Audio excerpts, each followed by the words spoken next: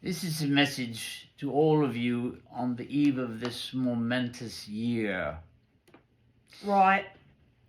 'Twas the night before Inauguration, and all through the land the chaos was brewing, and the new team was planned. The stockings were hung by the Capitol in vain, in hopes that some leadership might keep us sane. Donald Trump nestled all snug in his bed. Dreams of golden toilets swirled in his head. Though once labeled draft dodger and failed tycoon, he now danced with Elon beneath a Twitter moon. For Elon, the eccentric czar, head of efficiency, a title bizarre.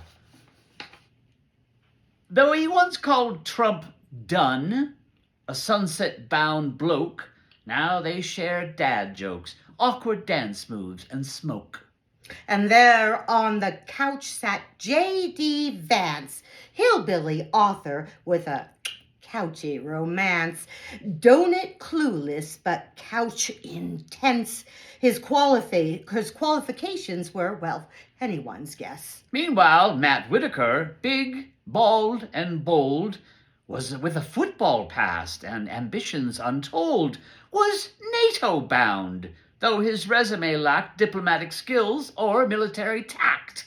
And Kristi Noem, Homeland's fierce queen, with a resume chilling and morally lean, she shot a poor puppy, a tale she let lie, while claiming Kim Jong-un stopped by to say hi. Dr. Mehmet Oz, a TV doc turned czar, to lead Medicare, his plans bizarro by far. He dreamed of privatizing care for the old, ensuring his stock portfolio turned gold. Robert F. Kennedy, anti-vax crusader of fame, was tapped for HHS, a controversial name. He dreamed of a world where vaccines were banned and fluoride removed from the public's demand. Don't forget Tulsi, the crowd loudly cheered. A spy or a saint? Opinions weren't clear.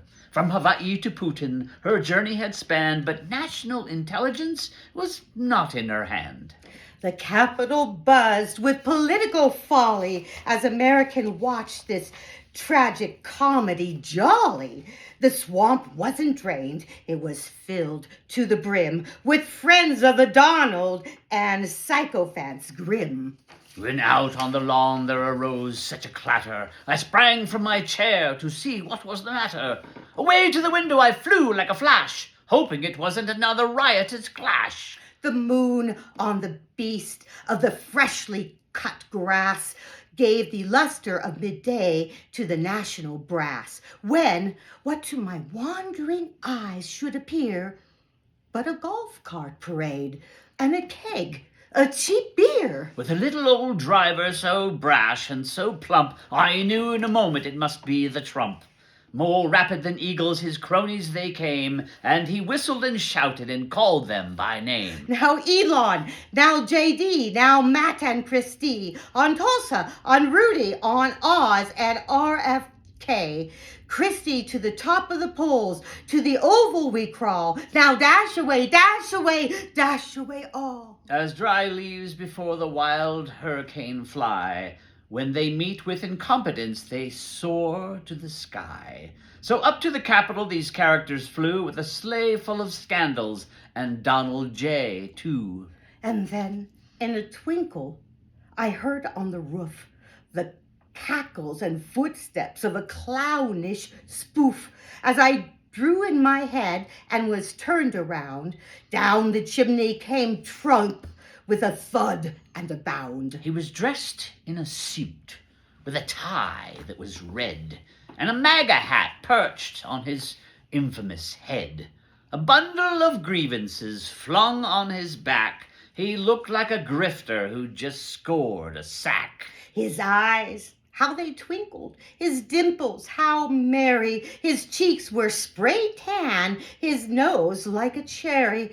He pursed little mouth was drawn in a smirk, while his Twitter rants lingered, a trademark quirk. He spoke not a word, but went straight to his work, and filled all the stockings, seeing to behold. The poor got coal. Immigrants deported, he told.